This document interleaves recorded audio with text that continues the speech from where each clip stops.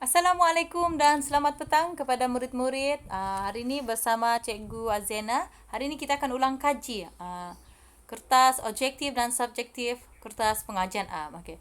Cikgu mendoakan agar semua calon dapat menjawab soalan kertas pengajian am dan juga subjek lain dengan baik. Okey, selamat menjejaya. Okey. Kita akan mula.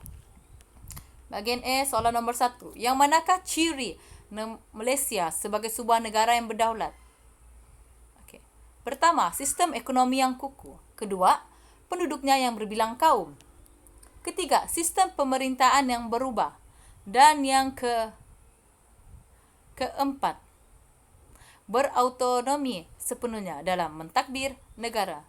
Jawapan dia adalah 2 dan 4, penduduk yang berbilang kaum.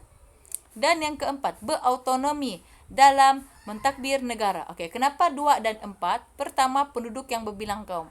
Maksud penduduk yang berbilang kaum ialah penduduk yang majmuk, yang dapat hidup secara aman damai.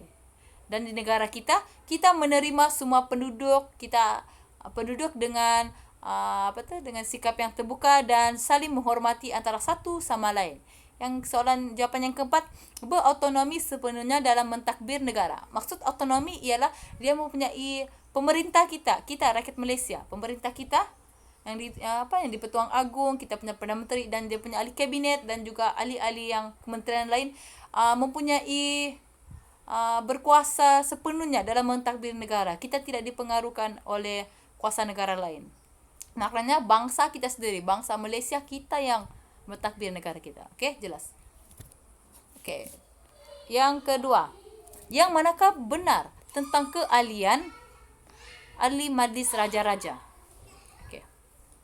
Kalau sebut keahlian, kita akan sentuh siapa yang layak menjadi ahli majlis raja-raja. A. Semua raja dan menteri besar. Salah. B. Semua raja dan jemaah menteri. Salah. C. Semua raja dan yang di-Pertuan Negeri. Betul. Dan D. Semua raja dan yang di-Pertuan Agong. Jawapan dia salah. Sebab yang di-Pertuan Agong tu dia termasuk sudah di dalam raja. Jawapan dia adalah C. Kenapa jawapan dia C? Majlis raja-raja mestilah anggota dia semua raja. Di Malaysia kita ada 14 negeri termasuk wilayah persekutuan.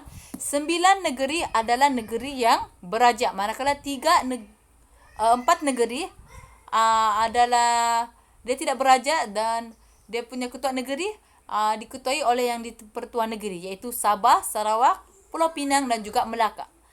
Dan yang di Pertuan Negeri ini juga turut menjadi ahli dalam majlis raja-raja. Pun begitu, dia punya kuasa dia terhad, dia tidak boleh mempengurusi dan tidak dapat untuk mempengurusi mesyuarat dan tidak boleh memilih untuk membuat undian dalam memilih kita punya the next agung.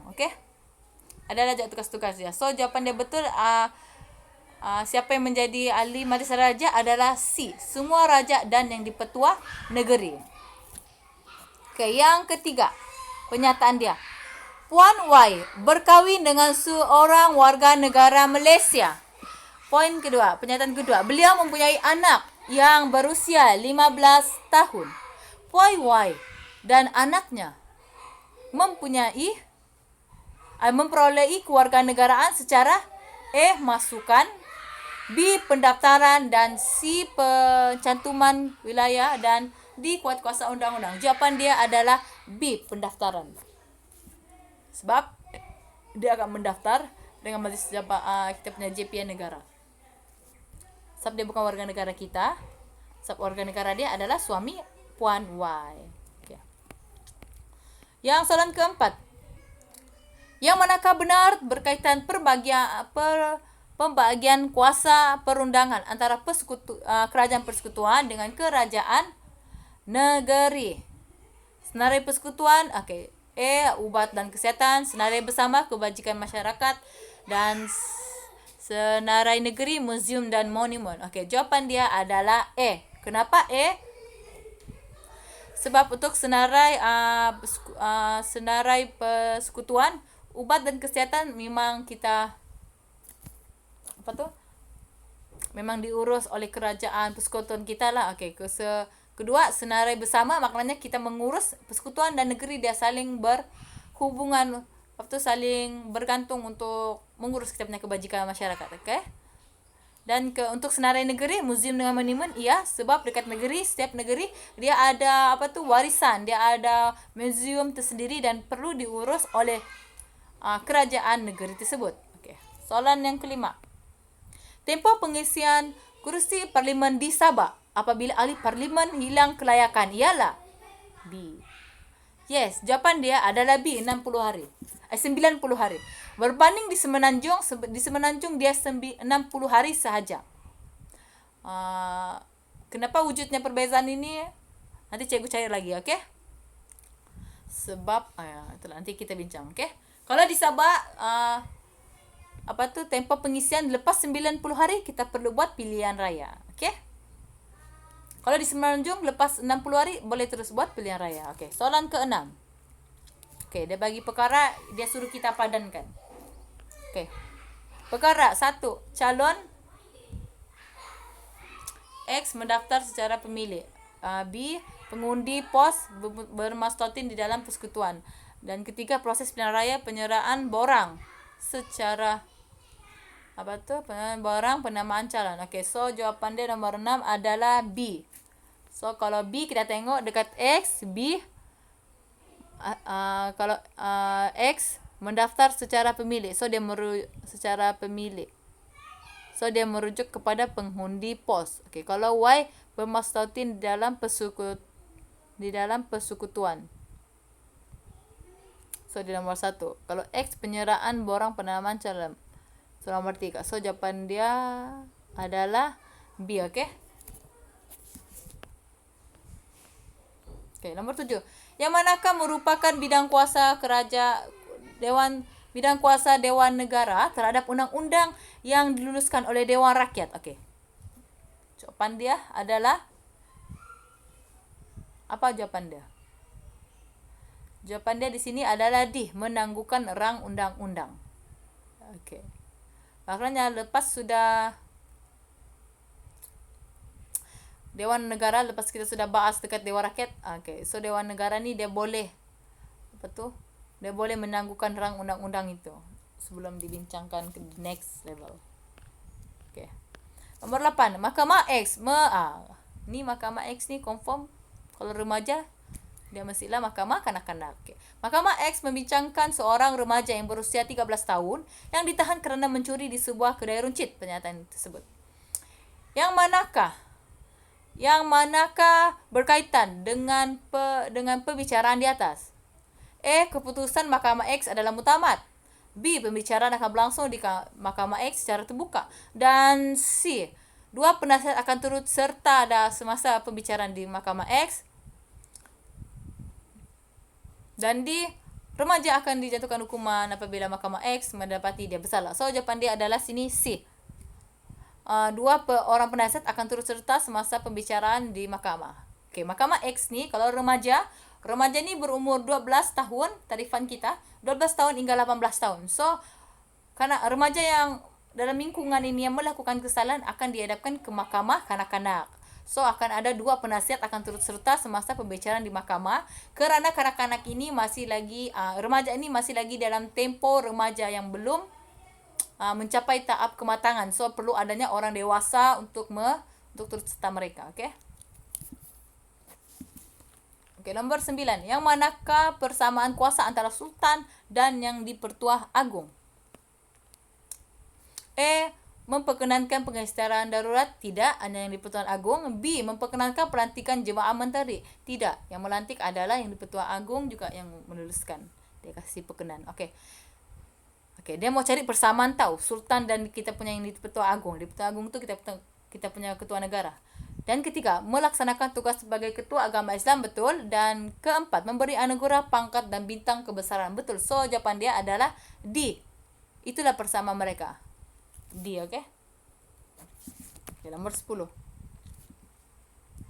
Pihak yang mempunyai kuasa untuk meluluskan pinjaman pihak berkuasa tempatan ialah A. Pembendaraan, B. Kerajaan negeri, C. Kerajaan persekutuan, dan D. So jawapan dia adalah A. Pembendaraan. Okey, ingat.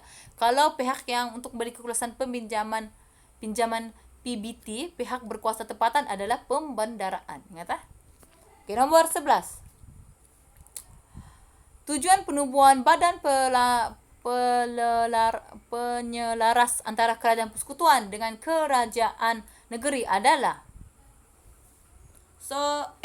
meningkatkan kecekapan pentadbiran pada peringkat masing-masing. Tidak. B. Mengelakkan pencanggaan dan melincirkan pentadbiran kerajaan negeri. Tidak. C. Menyeragamkan pentadbiran kerajaan negeri dan kerajaan persekutuan. Okey, betul. C adalah jawapan. Dengan D, mengelakkan campur tangan persekutuan dalam pentadbiran, bukan. Okey, ingat tak? Kalau tujuan badan penyelaras, kata kunci penyelaras adalah untuk menyeragamkan pentadbiran kerajaan negeri dan kerajaan pusat. Okey, yang 12. Fungsi jawatan kuasa perhubungan antara kerajaan persekutuan dan dengan kerajaan negeri ialah A. Memantau semua projek kerajaan negeri, salah. B. Meningkatkan kemajuan kerajaan negeri, salah. C. Menyelaraskan dasar antara kerajaan persekutuan dengan kerajaan negeri, pun salah. Dan D. Mencari jalan penyelesaian konflik antara kerajaan persekutuan dengan kerajaan negeri. D adalah jawapan dia. Ingat tak? Fungsi jabatan perhubungan persekutuan antara persekutuan dengan kerajaan negeri untuk mencari jalan penyelesaian konflik, hubungan konflik kerajaan negeri, kerajaan pusat. Kasih selesai. Okey. Soalan ke-13. Yang manakah merupakan objektif penubuhan perbadanan awam? Okey. A. Menambahkan pelibatan rakyat dalam perniagaan, salah. 2. Untuk melibatkan kerajaan dalam perniagaan yang menguntungkan, pun salah. Dan ketiga, melibatkan kerajaan dalam bidang pembangunan sosioekonomi, betul. Dan keempat, mengekalkan sektor yang tidak menguntungkan untuk kepentingan negara. Okey, jawapan dia di sini adalah D, 3 dan 4, objektif perbadanan dia.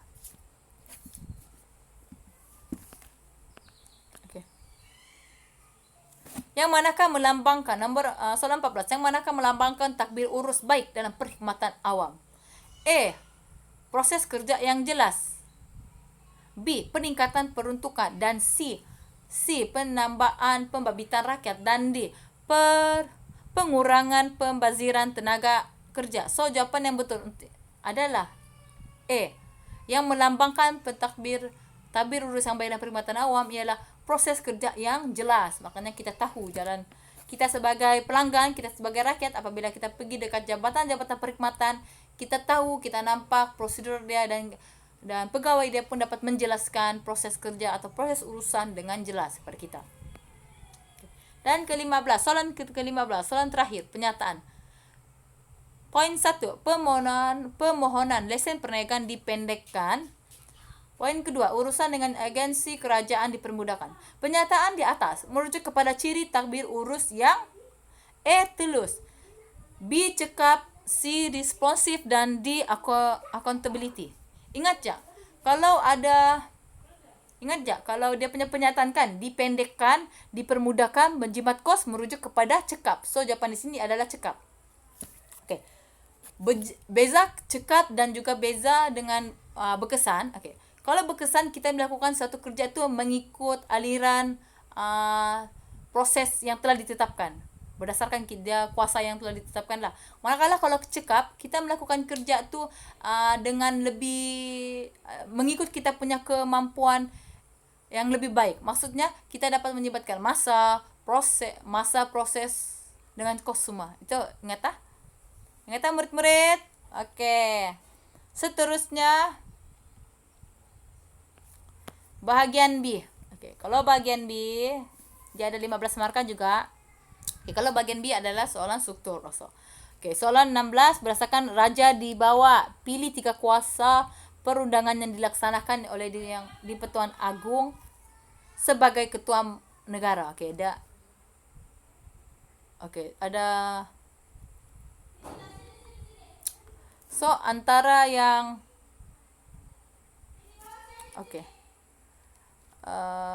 kejap kita pergi dekat Oke. Oke. So di sini dia bilang pilih 3 kuasa perundangan yang dilaksanakan oleh Ketua Agung sebagai ketua negara. So dia ada melantik kerajaan, dia ada memanggil. Oke. So jawaban dia di sini ada 3. Pertama, melantik. Dia kalau dalam kuasa perundangan, 3 kuasa perundangan yang dilaksanakan oleh Yang di-Pertuan Agung sebagai ketua negara ialah pertama, melantik ketua hakim negara. Kedua, melantik Perdana Menteri. Perdana Menteri kita sekarang siapa? Datuk Seri Tan Sri Muhyiddin Yassin, kan? Jangan lupa. Dan ketiga adalah memperkenankan rang undang-undang. Maksud memperkenankan ni maknanya menyetujui, mensahkan, okey? Soalan 17. 2 jenis mahkamah khas. Jelaskan 2 jenis mahkamah khas. Okey. Dia menyumbang 4 markah. So kalau maksud jelaskan, kalau dia suka kasih sumbang 4 markah dengan dia dari 2, so maknanya kita perlu letak huraian. Okey. Jelaskan 2 jenis mahkamah khas. Yang pertama yang kamu, sebenarnya dia ada 6 mahkamah khas yang kamu boleh pilih. Yang untuk kalau yang mudah, kalau macam cikgu akan ingat negara lain, tapi cikgu akan ingat mahkamah lain, tapi cikgu akan cuba ingat yang dekat dengan cikgu lah. Manakah cikgu orang Sabak, mestilah confirm. Sudah tentu cikgu akan ingat Mahkamah Bumi Putera. Okey. Maksud Mahkamah Bumi Putera, kamu tulis Mahkamah Bumi Putera, lepas tu letak dash sebab kita mau letak uraian 4 markah. Okey. Mahkamah Bumi Putera dash yang apa tu? Tolak kesalahan yang dilakukan dari segi adat resam Bumi Putera di Sabah dan Sarawak. Okey. Yang kedua, mahkamah khas dia yang kamu boleh pilih. Okey. Kalau cikgu akan ingat Mahkamah Syariah. Lepas tolak kesalahan yang dilakukan oleh orang Islam sahaja. Okey. Yang pilihan yang lain adalah Mahkamah Kanak-kanak. Mengadili kanak-kanak yang berumur 10 hingga 18 tahun. Cikgu tadi tersilap. 10 hingga 18 tahun, okey? Seterusnya Mahkamah Tentera, mengadili masalah disiplin dalam kalangan tentera. Mahkamah yang kelima yang kamu boleh pilih adalah Mahkamah Buruh, yang mengurus tuntutan pekerja swasta terhadap majikan dan sebaliknya. Dan keenam, mahkamah yang kamu boleh pilih adalah Mahkamah Perusahaan, iaitu mengurus tuntutan majikan, pekerja dan kesatuan pekerja. Okey? Soalan 18. Nyatakan 4 fungsi Majlis Raja-Raja. Okey. Kalau maknanya dia minta nyatakan, so kita just letak nyatakan, tidak perlu uraian. Kita letak dia punya fakta saja. Okey. Pertama, dia ada 6 fungsi, tapi saya sebut yang 4 ni saja. Okey, yang paling mudah untuk kita ingat. Fungsi Majlis Raja-Raja yang pertama ialah memilih yang di-Pertua Agung dan timbalan yang di-Pertua Agung. Macam sekarang kita punya YDPA, kita punya agung adalah berasal daripada negeri Pahang. Dan kalau tidak silap, timbalan agung kita dia daripada negeri Perak. Okay. Sultan Abdullah, kita punya agung, dengan Sultan Nazrin Shah. Kalau tidak silap saya, maafkan saya kalau tersilap. Sebab cikgu tidak ingat nama full dia, cikgu ingat nama singkatan. Okey. Yang kedua, fungsi Majlis Raja ialah memberi nasihat mengenai apa-apa pelantikan yang memerlukan persetujuan Majlis Raja-Raja. Okey. Dan yang ketiga, fungsi dia melantik anggota Mahkamah Khas. Mahkamah Khas kita ada 6 kan tadi tu yang kita sebut. Dan keempat, memberi ampun, memberi ampun, lepas tu koma, menggantung, lepas tu koma, atau meringankan hukuman. Sebab Sultan Majlis Raja-Raja ni dia ada kuasa. Contohnya kalau untuk memberikan pengampunan kepada pesalah.